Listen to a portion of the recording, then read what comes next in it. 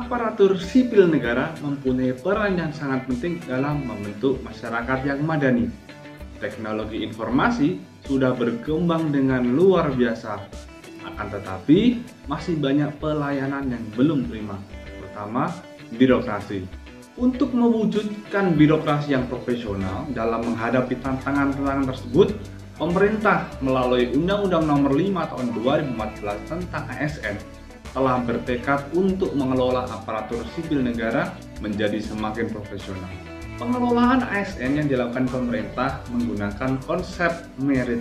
Apa itu konsep merit? Nah, konsep merit ini pada dasarnya adalah sebuah sistem yang digunakan untuk memanajemen SDM atau sumber daya manusia yang menggambarkan diterapkannya objektivitas dalam keseluruhan proses pengelolaan ASN.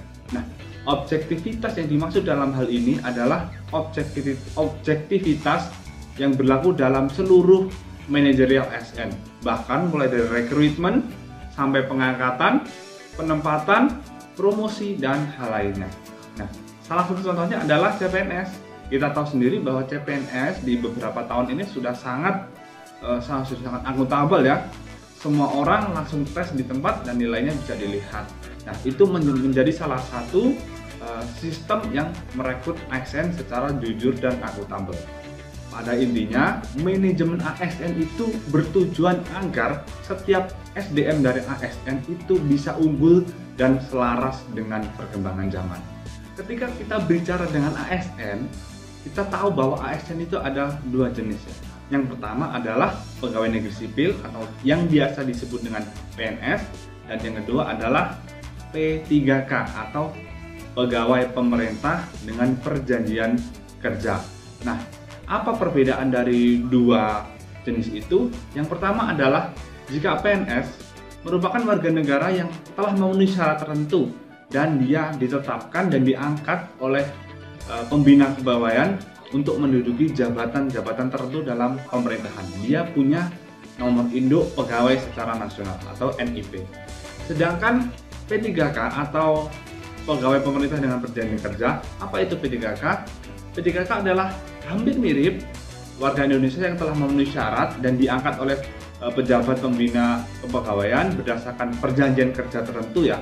Dan ini yang paling sangat ditunggu-tunggu ya, apa saja sih hak PNS dan P3K yang diatur dalam undang-undang. Nah, ada hak-hak tentunya yang bisa didapatkan oleh ASN, baik itu PNS maupun P3K.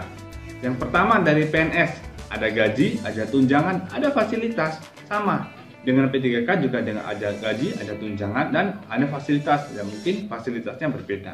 Nah, kemudian yang kedua cuti sama-sama bisa. Yang ketiga adalah adanya perlindungan. Itu sama-sama didapatkan oleh PNS maupun P3K. Dan yang keempat adanya pengembangan kompetensi dan semuanya sama. Yang membedakan apa?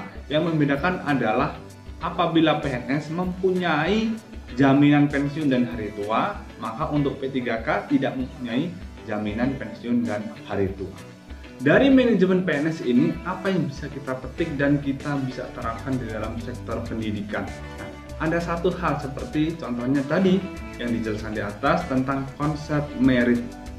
Kita bisa mengambil contoh konsep merit dan diterapkan dalam sektor pendidikan, yaitu objektivitas. Salah satu contohnya adalah misalkan guru SD, maka dia harus mengajar di SD. Jangan sampai anak SD diajar oleh guru yang berlatar belakang bukan SD. Contoh lain misalkan ada anak teknik yang juga harus diajar oleh dosen berlatar belakang teknik, jangan diajar oleh dosen berlatar belakang pendidikan yang lain. Contohnya lain adalah misalkan objektif dalam memberikan nilai. Dosen atau guru harus memberikan nilai pada mahasiswa atau peserta didik dengan sesuai dengan capaian yang dicapai oleh peserta didiknya. Jangan sampai ada faktor lain kemudian membuat dosen atau guru memberikan nilai yang tidak objektif. Saya rasa itu saja yang bisa saya sampaikan. Semoga ilmunya bermanfaat. Sampai jumpa.